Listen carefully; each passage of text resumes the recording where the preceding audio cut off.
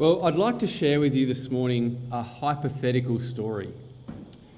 It's about a young boy who was in primary school, and each year his book club at his school would put out a little, pamphlet that you could buy books, and you'd buy this series and that series. But the one thing that every year this boy really, really wanted was actually a calendar with stickers on it. And everyone seemed to get this calendar with stickers on it because it was really cool and it was the in thing to do. But each year, this boy wasn't allowed to buy one. But one year, the teacher was going through handing it out when they'd finally come. And one year, the teacher walked up to the back and there was 2 students still left, and this boy was one of them. And she had 2 of these calendars in her hand. And she sort of looked down at both of them and went, oh, and handed one to each of them, thinking that obviously the final 2 were for the final 2 people. This boy was absolutely alive inside with the prospect that finally he had a calendar, to the point that he decided not to actually say to the teacher that it wasn't his and he hadn't bought it. So anyway, he got it home and he started to get it out. His mum, who knew obviously that they hadn't purchased it, asked him where he got this calendar from. Needless to say, the son was having to think on his feet as to where he got this calendar from. The words just came out, I was given it today. There was one left over and they decided to give it to me. Mum wasn't really convinced, but what could she do? However, about half an hour after dinner, a phone call came through from the boy who sits beside this young lad, and it was his mum. And this mum talked with the other boy's mum and said, well, actually, we ordered 2 and we didn't get both of them. Did you have it? It could be that this could be where it is. Well, when the phone went down, there was a yell through the house for this boy to come and confess. Needless to say, the boy probably didn't sit down for a week, was grounded for at least a month, and in the end, as that boy probably looks back now in the future, he sort of thinks about how important it was for that lesson of truth to be taught to him. The truth is far more than just what we say. It's sometimes what we don't say that is important. And that, brothers and sisters, I think is the power of what we're going to consider this morning in the legacy of Joseph. Because when Joseph is introduced into the record, it's magnificent to see just the way the scripture even just brings him into this entire story. And if you think of Genesis as it starts all the way at the beginning and runs all the way through to the time of when that nation was down in Egypt and then about to leave, the entire book of Genesis covers from chapter 37 all the way through to the end of chapter 50, the life of this young man, Joseph, as he follows through his desire to make his brethren true men. So we would like to look at the impact that Joseph had on his brothers initially, then on his nation, and then, of course, on us. So let's just go to Genesis 36 and see the way that Joseph is introduced into the record. Now, the reason why we're going to start at chapter 36 is because we want to draw a contrast. And if you have a look at Genesis 36, you'll see straight away that this entire chapter is all about the generations of Esau.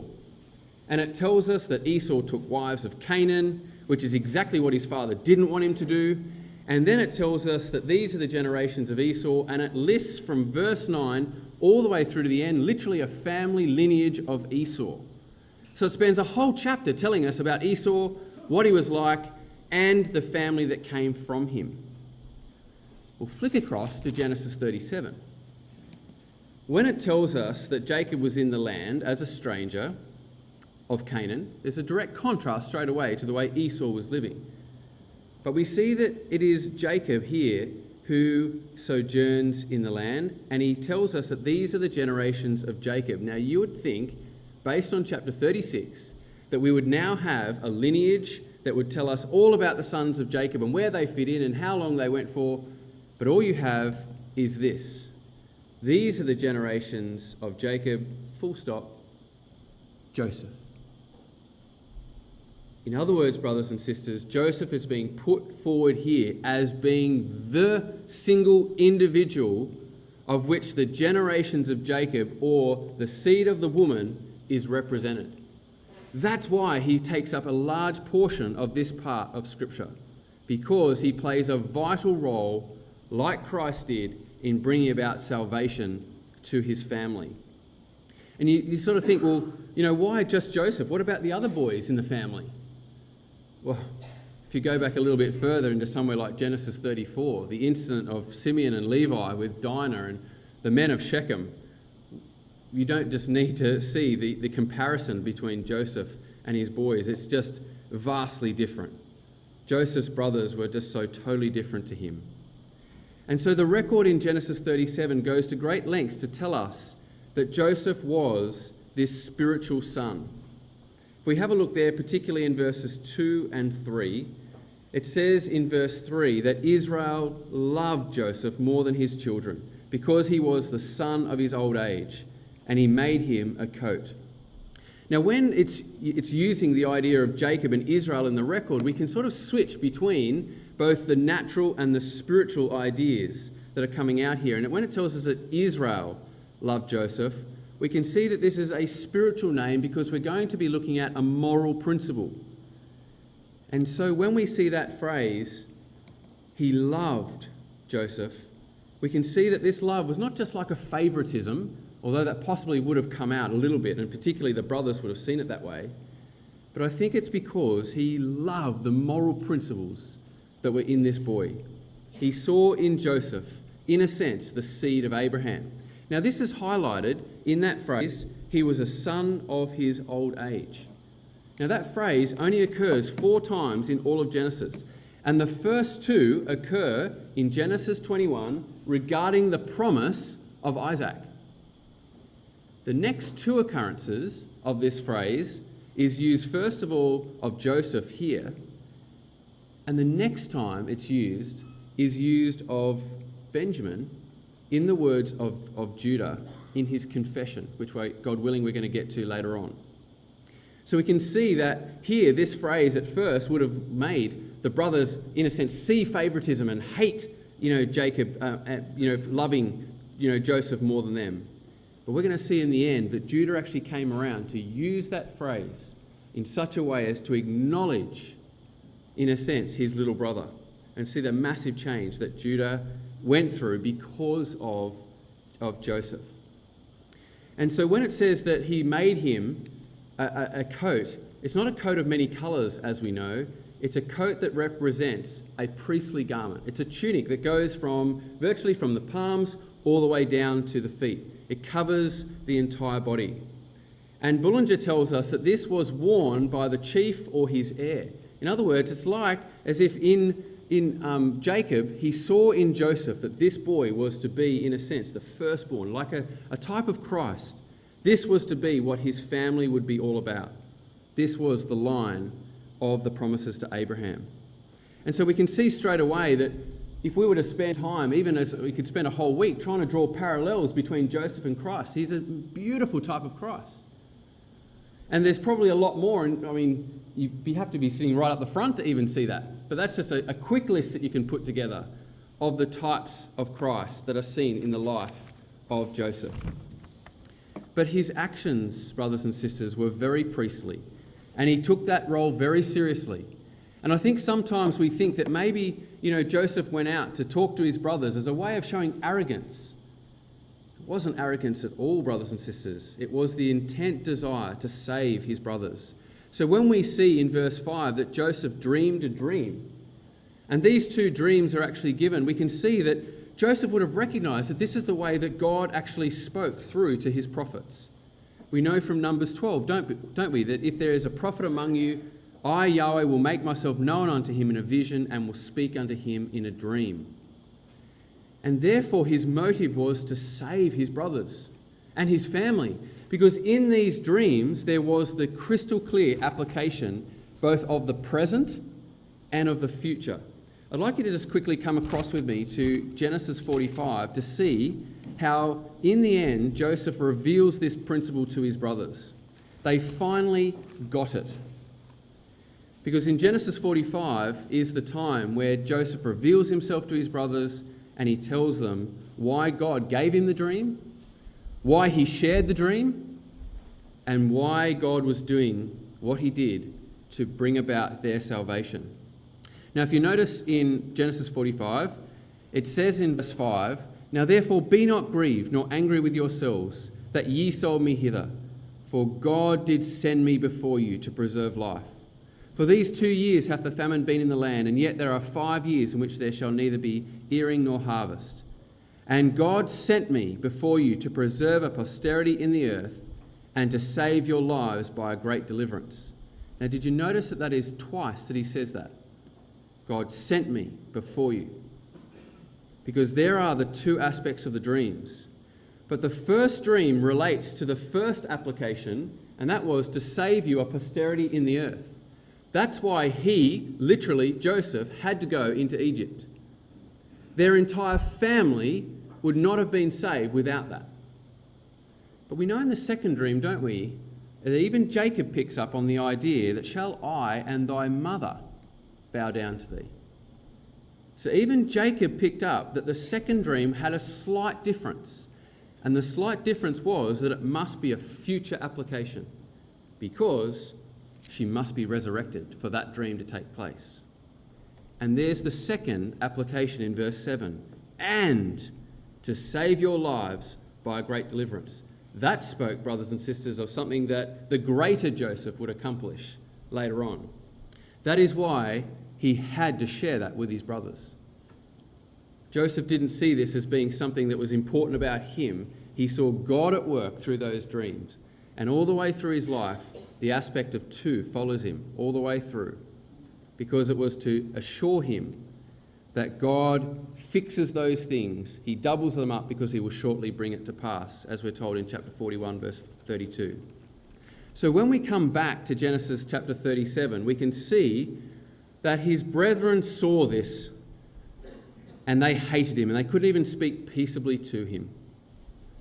And despite this, brothers and sisters, it was Joseph who came to his father, as we're told in verse 2, with their evil report. We sort of look at that and go, oh, this is an example of someone dobbing. But it's not, brothers and sisters. The idea of this evil report is actually, again, related to his desire to change them. So what was it that was their major issue? What was their problem? Well, the word evil report here is actually a very interesting one if we follow it through. It's only used 10 times in the Old Testament. A very key application of this word is found, of course, in the evil report that the 10 faithless spies brought. And it tells us here that they brought a slander upon the land. And that's our same word, slander. He brought to his father the slander that his brothers would be on about when they were not around their father. In a sense, he was revealing to his father that their life was not true to their calling. That when they were around their father, they'd all nod, yes, that's what our father tells us, but when they went out from their father, their life was totally duplicit. And this word again is also picked up in Proverbs 10, the two ideas that Genesis 37 tells us about, with this, the evil report, and then the result being the hatred that came from that. These two words are picked up in Proverbs 10, where it says, "He that hideth hatred with lying lips, and he that uttereth slander is a fool." You see, the idea of the slander here is actually meaning that they were untruthful in their words and actions. This is what the brothers were like. And we only need to go back to Genesis 34 to see how, when they came to Shechem, they spoke calmly and coolly, but it tells us in the record they spoke deceitfully. They were hypocritical and two-faced, and then they went and did those terrible and disastrous things. And even Jacob said, "You have caused me to stink in the land." And this, brothers and sisters, was the ecclesia of God at that day. It's exactly what Paul picks up, doesn't he, in Romans chapter 2, where the Jew thought he was more righteous than everyone else. And he says, you do exactly the same thing that you condemn others for. You say you hold the truth, and yet you are not truthful people. And that's exactly what Christ spoke about too. He had to testify to that generation that the things that they were doing, They were meant to be the religious leaders of that day. And there in their ecclesia, there was more untruth than truth.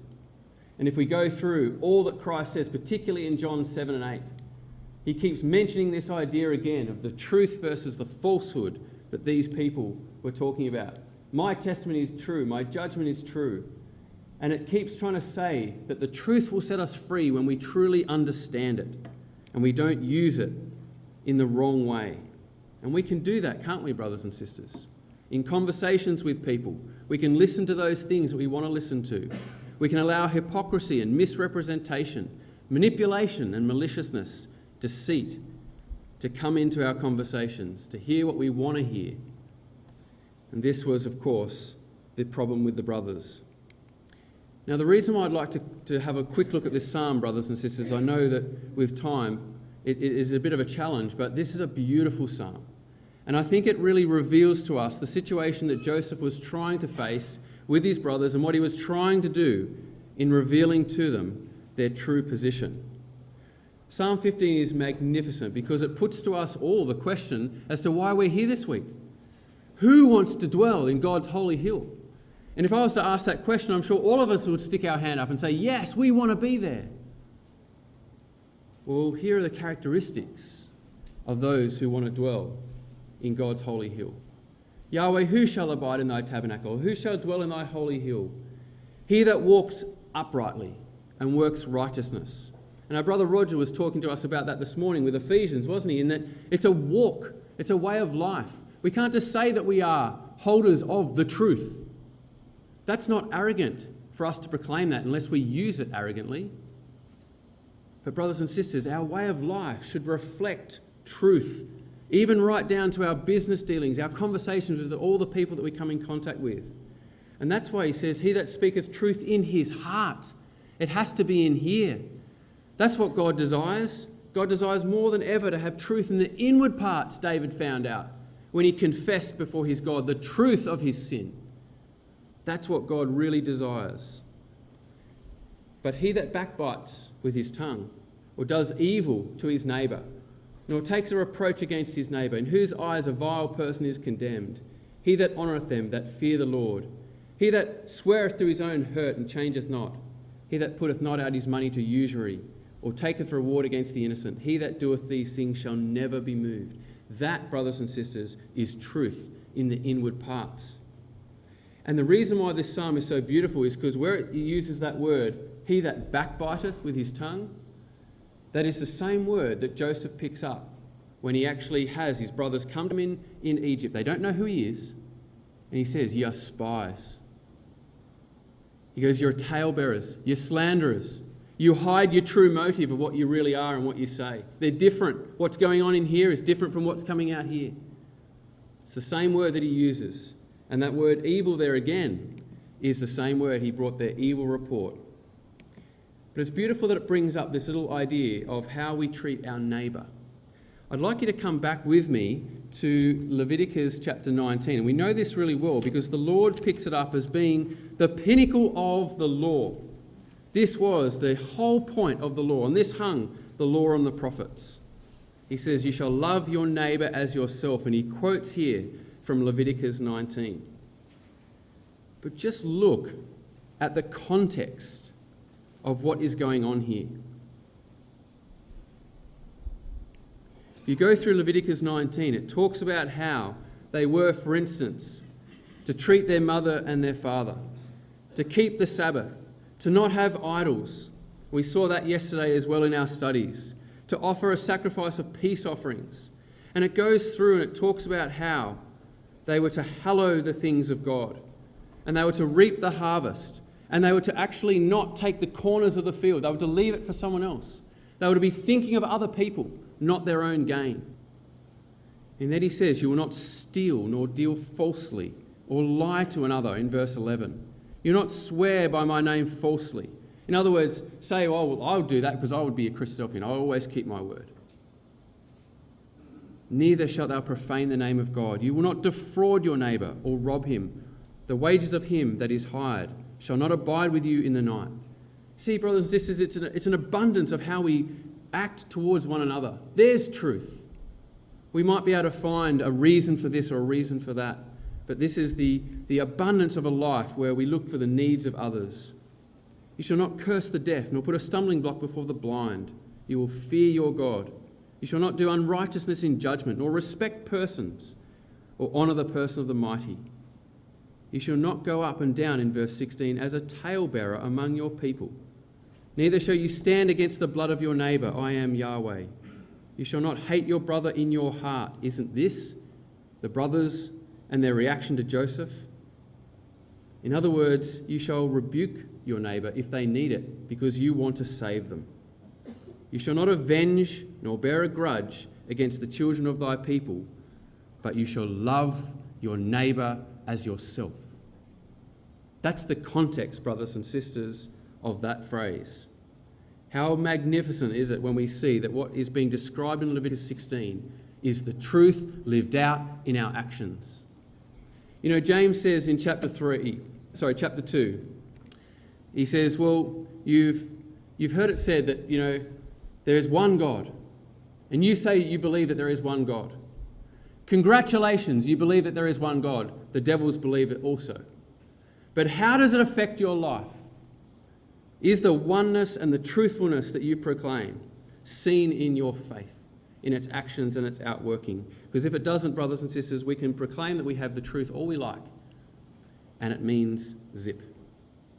And so when we come back to Genesis chapter 37 and 38, we can see that this was the intention of Joseph, to turn his brothers around and to see that the promises that they had were far more important, and that it would change their life now, and it would change their life in the future.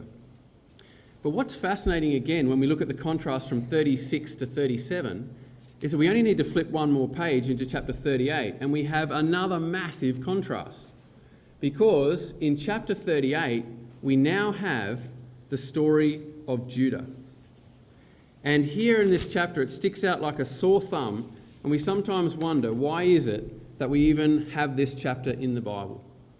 This is the chapter that sometimes, as we do our daily readings, we quickly skip over because it's just so out there in terms of its immorality, and we sometimes shake our head at how could this be in the ecclesia of that day. Well, brothers and sisters, there's this beautiful little phrase that keeps coming up, and I'd personally like to thank Brother Mark Olson for helping me see this, because it's a little word that's used here that sort of helps us see the connection between chapter 37 and 38, and it actually allows us to see how important chapter 38 here in this position. So what is this word? Well, just hold your hand between these two pages for the minute, and just have a look at Genesis chapter 37 and at verse 32. Now here is the brothers' truthfulness, if you want to put it that way. This is an indication of what they're really like. You see, they hated their brother so much they wanted to get rid of him. They would do anything in their power, whether it would be throwing him in a pit, killing him, whatever it was. They were scheming, they just wanted to remove him. Let's see what will become of his dreams, was their cry. But what they decided to do in the end was to sell him to get gain.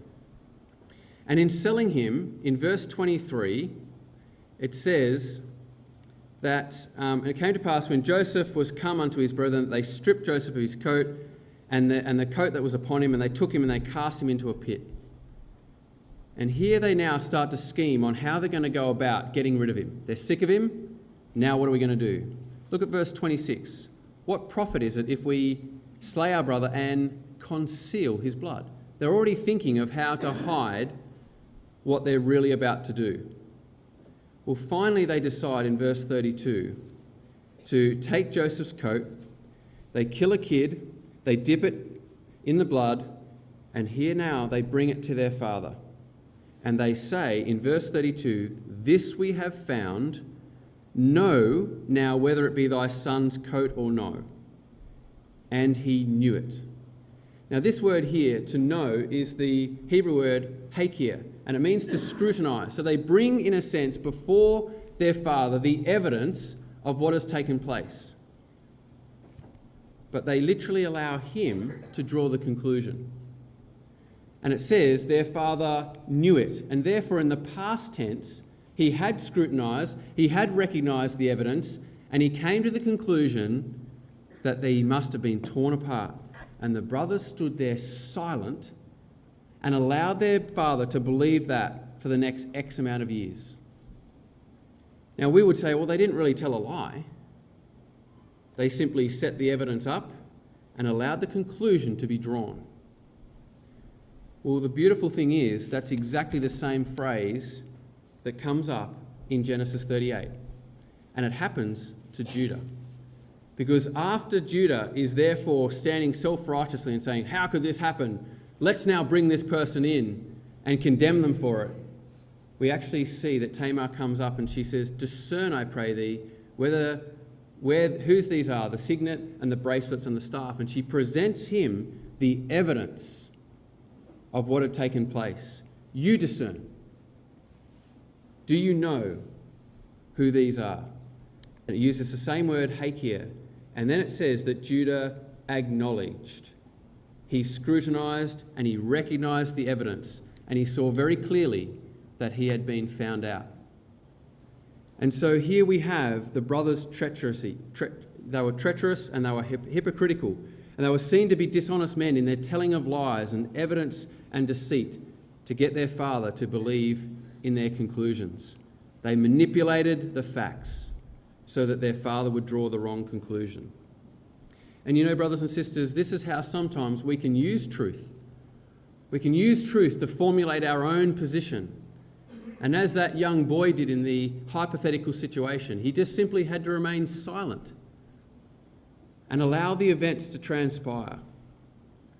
Well, brothers and sisters, when we look at the Lord Jesus Christ's own life, we can see that here when he was put on trial, and this is just a short list, here were the Jewish leaders of the day who stood for the Bible, who stood for the truth, and yet they were willing to break every law possible to take the person that they envied and to, by their deceit and manipulation, to condemn an innocent man.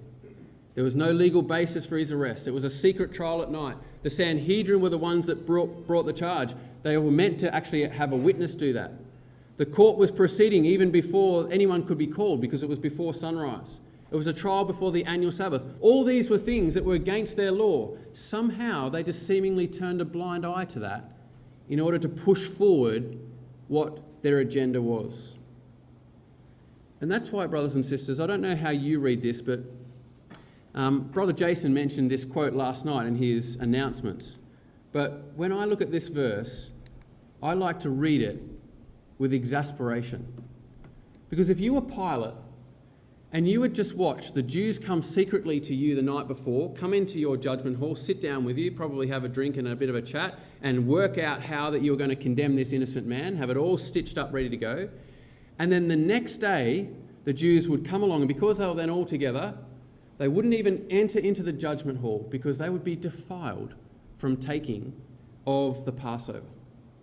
And if you were Pilate, you'd be sitting there scratching your head going, last night you were in here, today you can't be in here because you'd be defiled from me.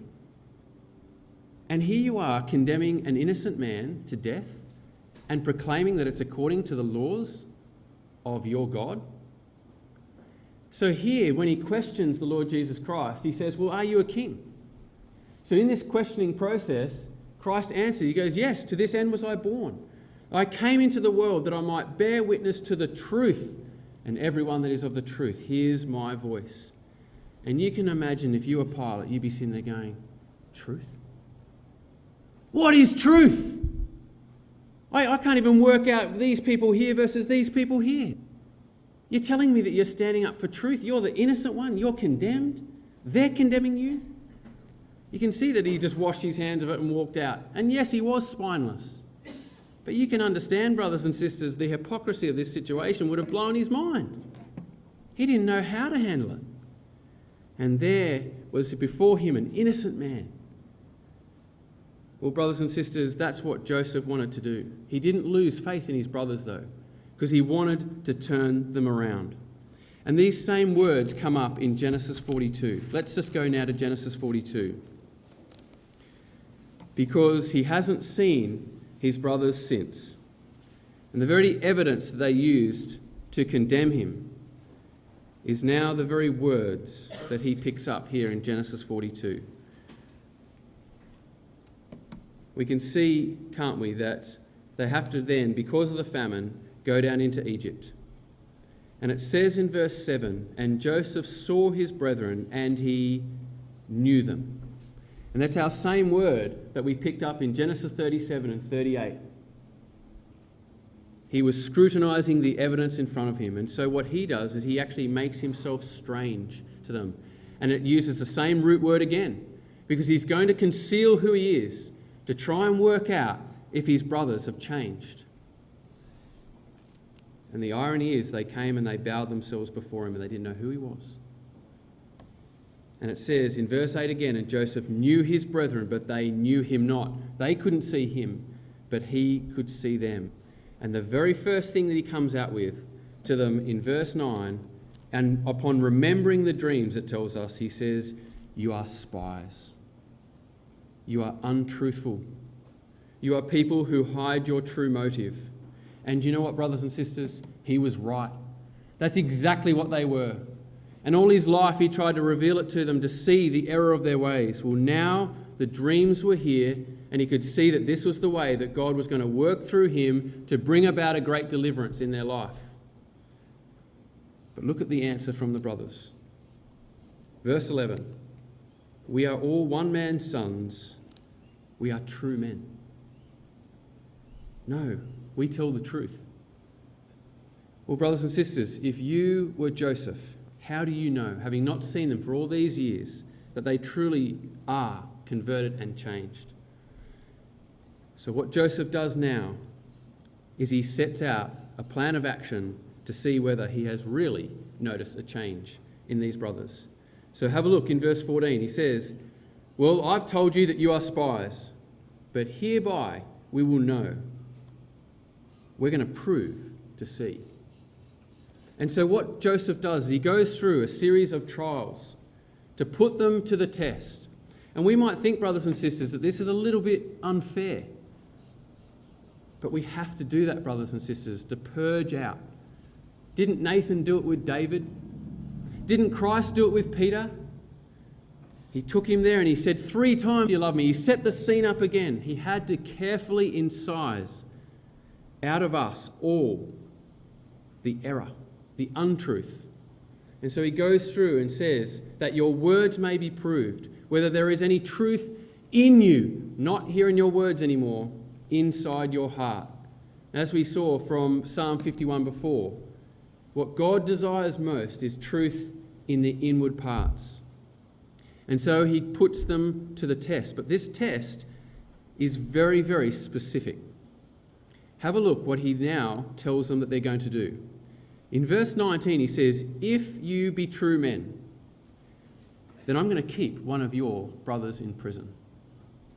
Whoa. He's now recreating what they did.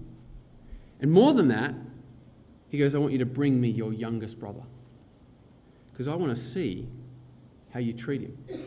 I want to see whether your words are really true. And more than that, if you don't do that, you're going to die. And the very thing it tells us says, and they did so. So if we go through this little section here, we can see that what the brothers did to Joseph in their use of truth is we see that he goes through and he does exactly the same thing. The brothers would want to see what became of his dream. So they went for profit to sell him. Then they said, well, we'll take our brother, he's a dreamer, we'll cast him into the pit, we'll make up the evidence to condemn him. Well, Joseph does exactly the same thing.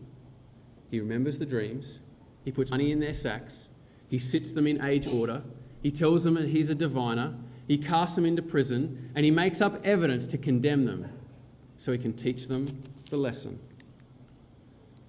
And in verse 20 of this chapter, we can see very clearly that their life is bound up in their truth and in their attitude to their little brother.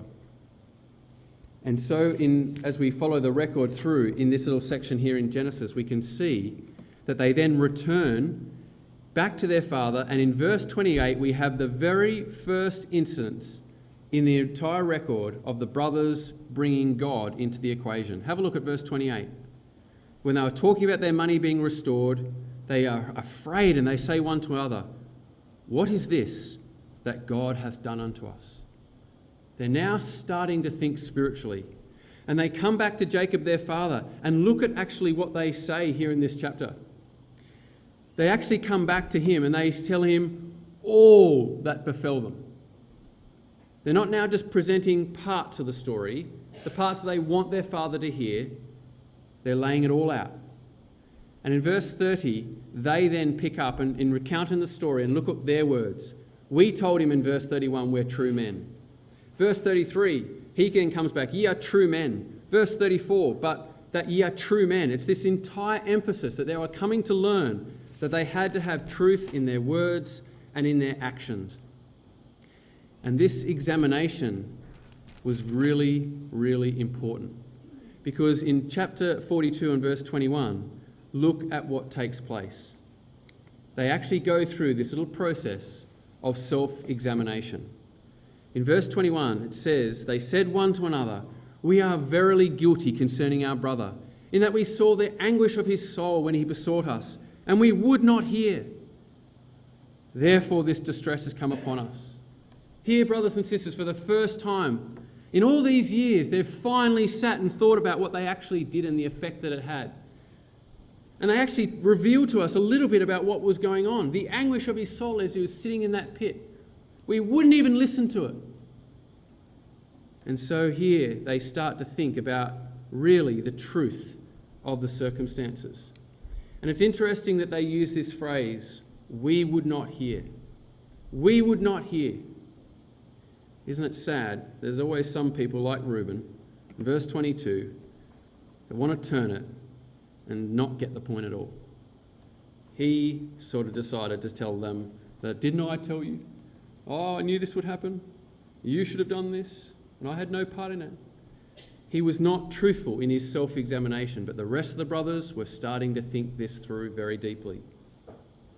And so it is really important for us to see self-examination as being truthful to our own life. And it's just wonderful, isn't it, in this little section here, how Joseph decides, as they're all talking, he can actually hear them. He knows what they're talking about, but they didn't know that. In verse 23 it says, they knew not that Joseph understood them. But it's interesting that he then walks in and he takes Simeon and he binds him and takes him away. Now, why did he take Simeon?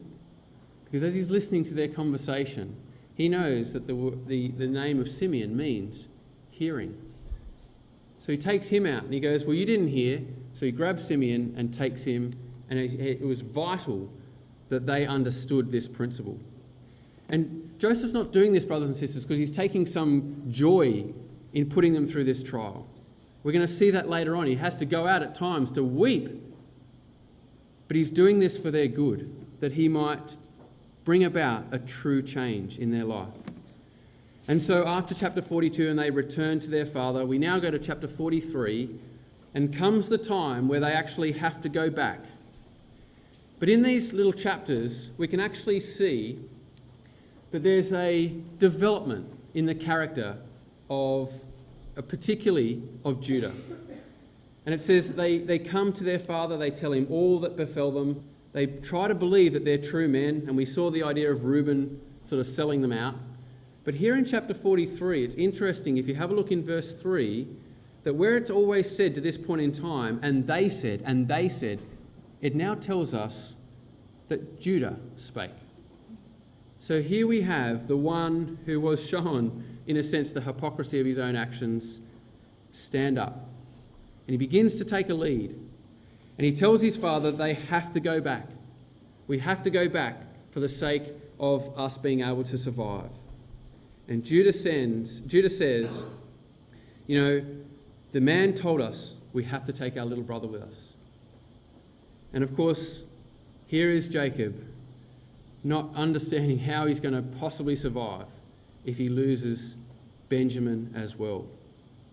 But in this little scenario, we can actually see that Reuben again misses the whole idea. You know, Reuben says to his father, look, don't worry, if something happens to Benjamin, you can take my 2 sons and kill him. Thanks, Reuben. Really helpful. But here in chapter 43, we now have Judah feeling his father. And he says to Israel, verse 8, his father. Now notice this, because it starts to change in the record, and he starts to call him his father. Send the lad with me. I will be surety for him. I will bring him back to thee. And he puts the seal of his own existence on looking after his brother. This is totally different to the way the brothers would have treated them, any of them.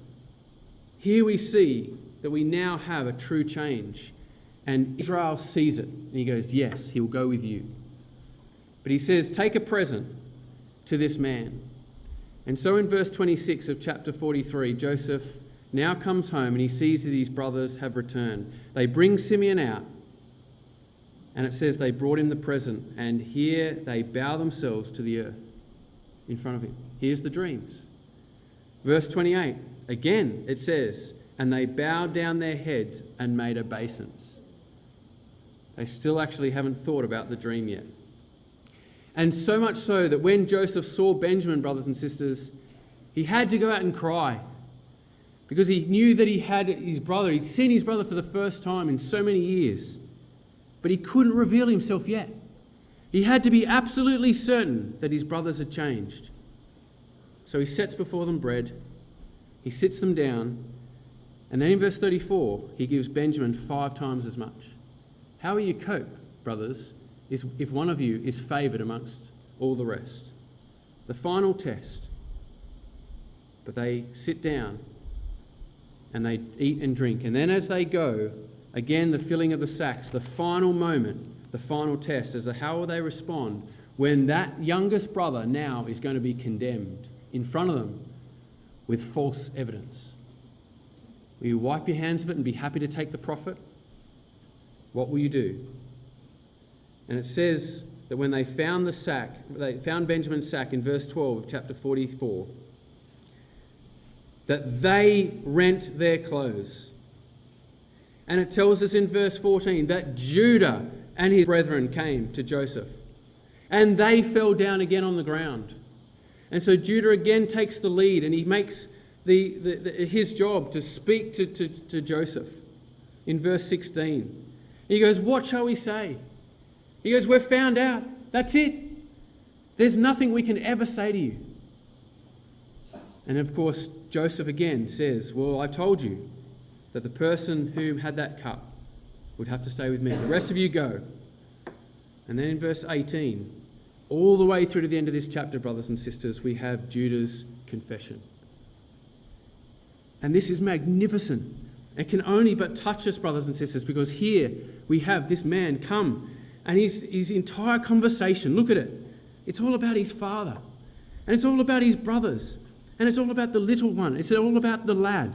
And he uses this phrase, my father, 7 times, and the lad 7 times. His entire heart is bound up in his family. He says, take me instead.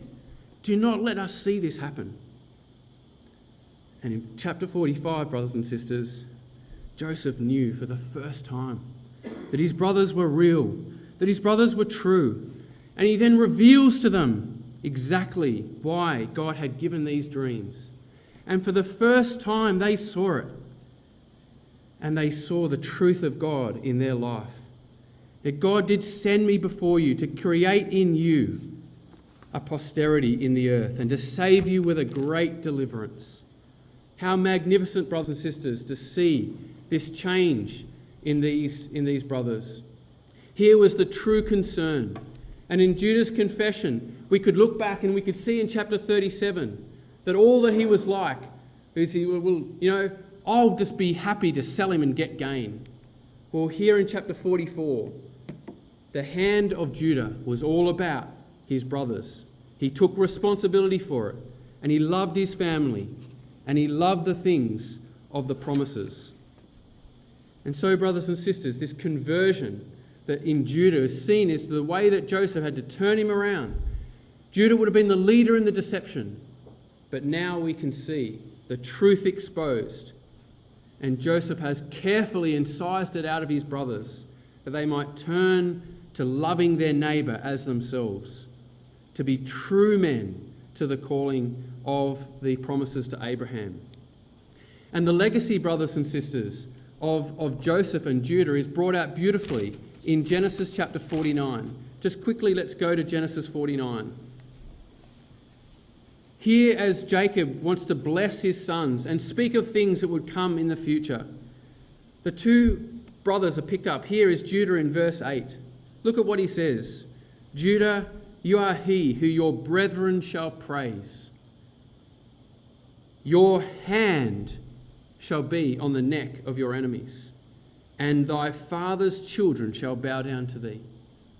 There is the beautiful conversion that he would now see in Judah, this legacy that would come forward. And it tells us, of course, the scepter shall not depart from Judah. And we know that the Lord Jesus Christ was going to come, brothers and sisters, from this line. But in this same chapter, here in verse 22, we have the legacy of Joseph. Joseph is a fruitful bough, even a fruitful bough by a well, whose branches run over the wall. And here we have all the blessings of heaven above and the blessings of the earth that lies beneath. The blessings of your Father are here in you because you were wanting to share that with your brothers. You were separate from them. You acted differently. But you brought them around, and they are here because of you. And brothers and sisters, when we think of the legacy that would have left on this nation, you can see that these principles are picked up not only in the birth of the nation itself as it came out of Egypt. It is Joshua that takes them to Shechem, the place where Joseph and his well was. And it's a place where they have to make decisions. And here they are brought, the entire nation is brought to make a decision on whether they would be true men. And Joshua tells them that they can only serve the Lord in sincerity and truth. It's not just about proclaiming that we have the truth. We have to be sincere in our way of life. Completely holy, people of integrity, trustworthy, faithful in all of our dealings, whether it be at work, at school, wherever we are, or at the meeting. And that's why Joshua says, you can't serve God because he's a jealous God. Because if you think that you can have a little bit of truth and a little bit of error and live two lives, he goes, you've missed the entire point of serving God. Isn't that what we were talking about yesterday in our studies with our brother Peter? The truth can't be compromised. It has to be a true single heart. And of course, also in John chapter 4, we have that exact same picture. When Christ, it tells us that he came to Jacob's well, and it was there at Shechem. And we have the two wells again mentioned. And he tells the woman of Samaria that true worshippers will worship in spirit and in truth. Now, it's interesting in that chapter, brothers and sisters, that the phrase true worship actually comes out later in the conversation. Because when Christ actually said to the woman of Samaria, go and call your husband, he was putting her to the test to see how she would actually respond. And of course she says, well, I have no husband. Do you know what Christ's response was? What you have said is true. You have truly confessed to God exactly the facts of the matter. That is the worship that our Father seeks.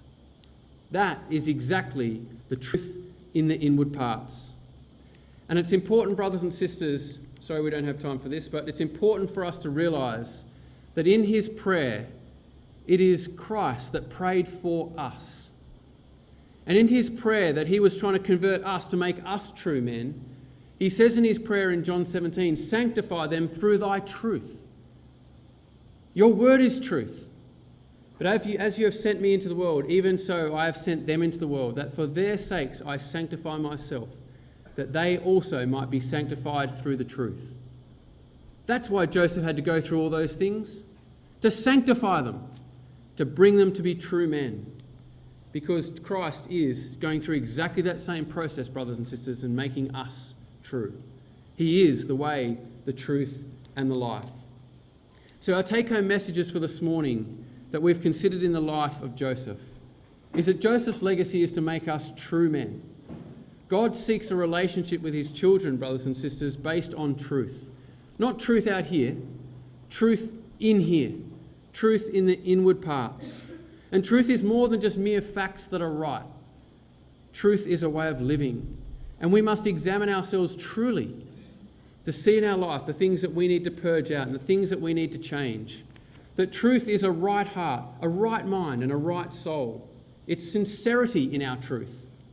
And it's about us seeing that we can be touched by the truth of God in our life and allow that to make us true men.